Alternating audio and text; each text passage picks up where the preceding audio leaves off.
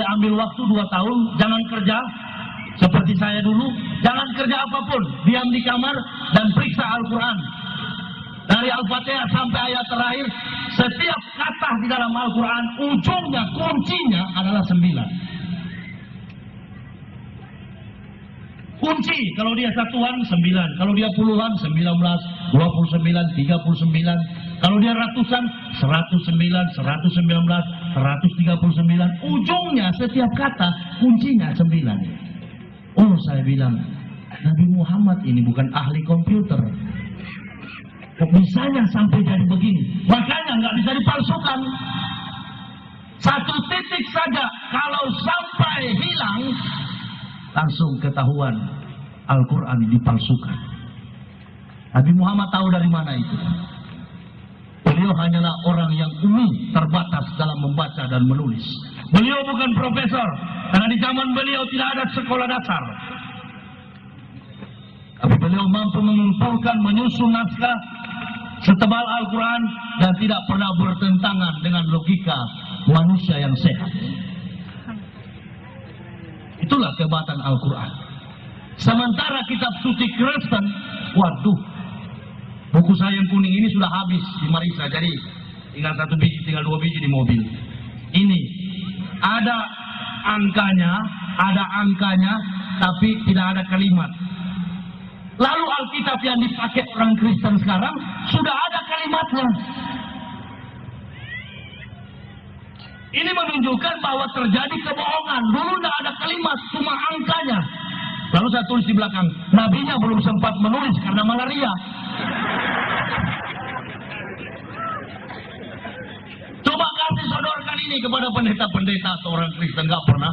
Mereka cuma fitnah saya dulu.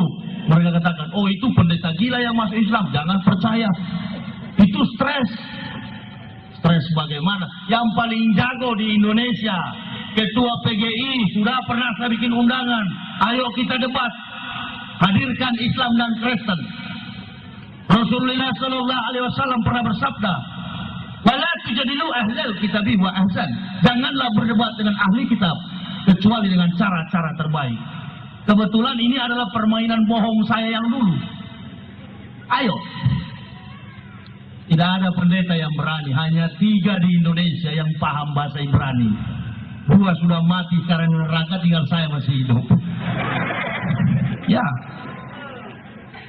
Yang mana? Apalagi kelas Gorontalo ini cuma provinsi ya, kecil sekali. Apa yang berani? Ya mereka mencari momen bagaimana menghabisi. Tapi saya tidak pernah takut. Rizki, jodoh, dan maut semuanya adalah kehendak Allah Subhanahu wa Ta'ala. Kalaupun mereka bunuh dan saya mati, alhamdulillah, itulah kehendak Allah.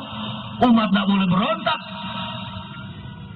Umat sekarang harus berpikir bagaimana menjalankan Islam dengan baik. Sekarang kan ini lagi persiapan Pilpres, pemilihan presiden. Ada kandidat A, ada kandidat B, ada kandidat C. Berdoa saja. Ya Allah, utuslah kandidat presiden yang terbaik bagi negara kami. Karena negara kami ini krisis dari berbagai aspek. Yang dapat saya simpulkan, aspek apa? Moral dan iman, ketakwaan kepada Allah Subhanahu wa Ta'ala. Mayoritas Muslim masuk di televisi, bukan Matius yang membunuh, bukan Markus, bukan Yohanes, Abdullah, Hamid, Nurdin. Nama-nama Muslim semua. Nah, bagaimana kita meluruskan hal ini? Bagaimana supaya negara kita menjadi negara yang baik? Jangan mimpi sampai kapanpun negara kita tidak baik. Mengapa? Karena terlalu banyak Tuhan di Indonesia ini. Di sini yang berdoa pendeta, di sini pastor, di sini Buddha yang botak itu siapa? Biksu. Om Santi Santi Om. Baru di sini sebelah, Bapa kami yang ada di dalam surga. Di sini juga Pak Kiai, Allahumma firlil mu'min. Mana mau dengar? Siapa yang mau dengar? Aduh, rusak negara orang ini. Rusak, ya sampai kapanpun ya nggak akan damai, nggak bisa, nggak akan baik. Cari jalan masing-masing, berdoa masing-masing, minta petunjuk kepada Allah. Lalu saudara bertanya, Kenapa Pak Yahya tidak Islamkan semua orang Kristen di Indonesia? Kalau semua sudah masuk Islam, siapa lagi yang di neraka? Kita saja yang sudah Islam ini yang harus menjaga. Ya, coba ke Kabupaten Gorontalo ini kalau mau jadi baik. Sholat subuh hadir semua. Kompak, satu kabupaten. Sholat maghrib hadir semua. Begitu, berhenti bentor. Seperti di Martapura. Makanya di Martapura itu dikit-dikit ada tambang, ada intan, ada berlian muncul. Kayak orang di sana. Allah akan mengubah nasib suatu kaum atau apabila kaum itu mau berubah dulu.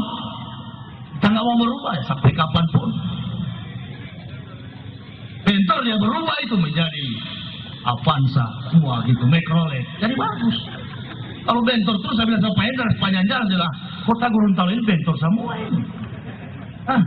Di mana ada orang Islam di situ diberkahi sebenarnya. Saya waktu masuk Islam pernah minta mobil. Ya Allah, saya minta kendaraan. Saya kalau dapat kendaraan saya mau keliling Indonesia.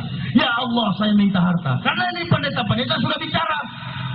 Dia masuk Islam sekarang melarat. Naik turun masjid minta uang. Padahal saya tidak pernah minta. Saya masuk Islam kan tidak ada misi untuk menjadi kiai, menjadi ustadz, penceramah. Tidak. Saya masuk Islam karena tidak mau tersentuh api neraka. Itu saja.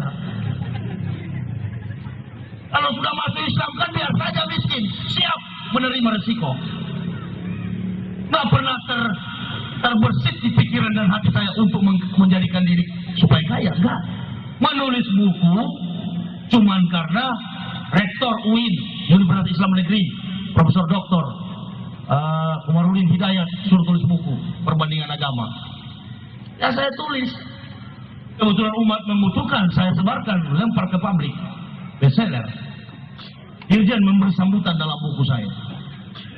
Ya belajar masuk di pesantren Darut Tauhid Agim di Bandung, karena saya domisilinya di Bandung. Saya datang ke Gorontalo nggak naik pesawat, dengan mobil pribadi dari Bandung. Menyeberang 8 hari 8 malam di perjalanan. Tiap provinsi saya singgah berdakwah, tiap provinsi saya singgah berdakwah. Gak pernah saya ada pengawalan, gak pernah. Orang bilang bagaimana kalau dicegat di jalan? Yang cegat itu manusia. Gak usah takut. Kalau kita takut, jangankan gak berdakwah pun duduk-duduk, kalau mati habis kontrak di dunia ya sudah game. Mati. Kita semua kan punya masa kontrak. Itu yang harus kita pikirkan. Cheng Lung mati, Bruce Lee mati, Ronald Reagan mati, Soeharto mati, Kiai mati, Ustadz mati, apalagi pendeta. Pasti mati. Oh, saya bilang begitu di Manado. Lalu ada anggota DPR di Manado bilang, jangan undang lagi. Bahaya ini. Bisa-bisa dong kasih habis 4 orang, cuma sedikit di sini. Nah, eskalasi konflik, Poso, Ambon, Ternate, Halmahera, itu bukan perang agama, bukan. Sesungguhnya, yang sebenarnya, agama dijadikan kuda tunggangan untuk mencapai isu-isu politik. Bukan perang agama, buktinya habis baku perang di Poso. Mana ada pebini? Aduh, so bunuh. Mana ada anak? Dorong so bantai. Nah, Islam Kristen sama-sama bodoh. Nggak usah yang begitu-begitu. Ciptakan perdamaian. Islam mengajarkan hablum minanas, hablum minallah. Tapi satu hal, jika menjadi pendakwah, asyidau alal kufar, harus keras dengan orang kafir. Ini tugas dakwah. Dakwah itu tidak seperti caranya Pak Sekda atau Pak Bupati. Pak Bupati merangkul. Tapi kalau saya memang asli 100% Islam, Al-Quran yang saya bawa. Saya kalau dimusuhi silakan marah sama saya. Tapi sesungguhnya diketahui bahwa yang saya sampaikan adalah isi Al-Quran. Ente marah saya, berarti ente marah Sang Pencipta. Silakan, saya hanya menyampaikan. Dan saya tidak bergabung pada organisasi Islam manapun, enggak. Apalagi partai politik, enggak. Saya orangnya adalah ulama, syiar keliling dunia, bukan cuma Indonesia. Tak peduli. mati, saya sudah bilang anak istri, kalau bapak punya handphone 3 hari tidak aktif, tandanya sudah mati. Lah iya. Sekarang kalau sudah mati, umpamanya masuk jurang, apa sempat lagi calling? Tak bisa lagi menghubungi. Bilang aja begitu. Kalau 3 hari nggak aktif, berarti sudah dead. Game. Habis. Paling enak. Oh, kalau di Kristen, saya waktu pendeta paling takut kalau mati. Pernah saya kuburkan Ferry Bibi mati karena cap tikus.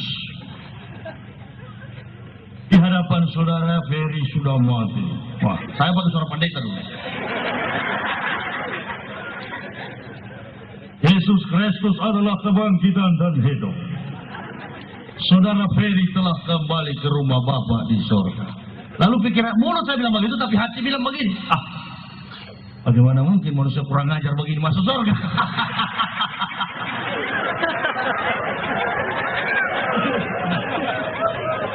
Konsep yang benar di Islam. Kholaqal mauta wal hayata liyabluwakum ayyukum ahsanu. Amalan amal apa yang kita bawa ke sana? Cap tikus, waktu lewat neraka. Tidak rasional. Agama dari Tuhan, agama dari Allah, pasti rasional. Yesus telah mati karena dosa-dosa kamu, saya tidak. Ini pendeta dan pastor bekerja ini memang. Saya tak tahu kalau ingat, anak-anaknya saya ketawa. Kalau saya dulu sendiri di rumah, ini betul-betul bajingan, betul Paulus ini. Makanlah, makan roti. Roti habis, anggur kolesom. Kadar alkohol 5%. Anggur